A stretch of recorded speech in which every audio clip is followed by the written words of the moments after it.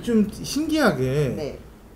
뭐 이렇게 뭐 SNS 같은 거 보면 길에서 새끼 고양이를 뭐 만났다 이런 경우가 되게 많더라고요.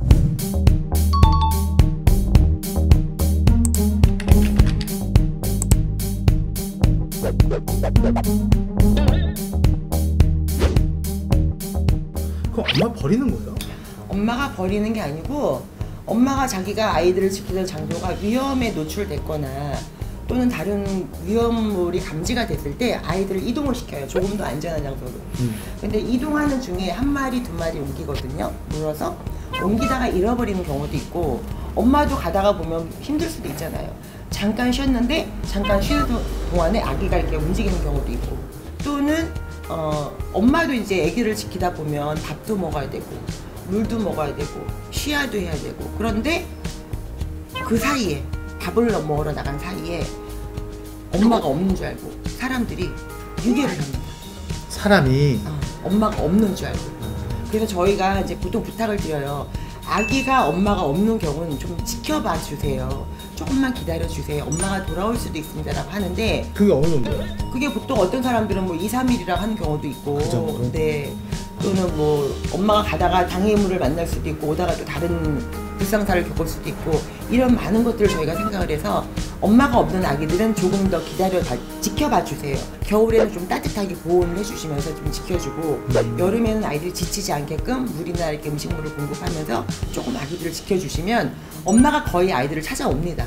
그러니까 5마리를 낳는데 2마리가 거의 죽을 것 같으니까 그냥 포기를 하고 젖을 안 물리고 3마리한테 젖을 물리더라고요. 네. 그런 경우는 당연한 거예요? 당연한 건 아니고요. 엄마들은 굉장히 현명하고 똑똑하고 생존력이 강해요. 생활력이 강하다는 얘기겠죠. 이 약한 아이들 때문에 내가 다른 아이를 못 돌볼 수 있다라는 판단이 생기거나 아이가 내가 돌봐서 낳을 수 있는 정도가 아닌 심각한 상황이라고 하면 과감하게 다른 아이를 약한 아이를 포기합니다. 나머지 아이들을 살려야 되기 때문에. 야생의 본능이네. 그렇죠.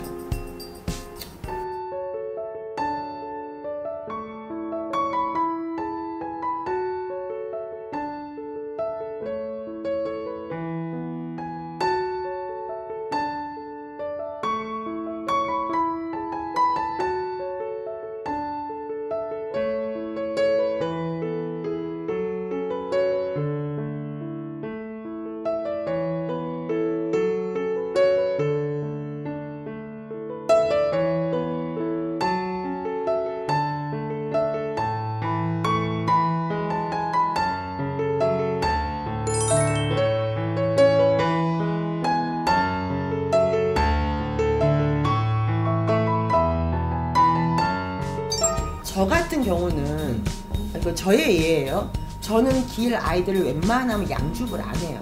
이 아이들의 삶은 굉장히 치열합니다. 길 아이들은. 이 아이들이 엄마에게서 태어나서 2개월이 되고 3개월이 되면서 엄마에게 많은 것을 습득을 해요. 교육을 받습니다.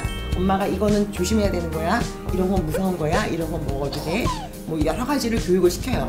그런데 그 분리되는 관계에서 길 아이들이 6개월 또는 1년까지 치열한 그 삶의 여정을 거쳐와서 길고양이로 당당한 길고양이로 탄생을 하는데 이 아이들은 자연 그대로서 우리가 보호를 하면서 이 아이들이 살아갈 수 있는 생존의 삶의 여정을 만들어주는 공존의 시간이거든요. 그런데 저희가 무조건 양육을 하면 그 아이들이 살아가는 삶의 자유를 저희가 인위적으로 뺏는 거예요. 그 속에는 삶도 있고 죽음도 있고 그 아이들만의 희노애락이 있는데 인간이 측은 지심으로 안 됐다는 마음으로 무조건 구조를 한다는 것은 아프지 않은 이상 또는 위험에 처하지 않은 이상 건강한 아이로 길고양이로 자랄 수 있도록 저희가 같이 공존해서 이렇게 이끌어주는 게 좋은 거라서 그들의 세상이 길인 거죠? 그쵸. 근데 애들은 이렇게 셋이 왜 이러고 있어요? 얘들아 뭐 대기하고 있는 것 같아. 여보세요? 그건 하지 마세요. 아기들의 웃음소리와 엄마의 울음소리는 찾을 때 소리가 유형이 다릅니다. 엄마가 부를 때는 그 톤이 아기들이 부르는 소리를 잘 들어보시면 울지마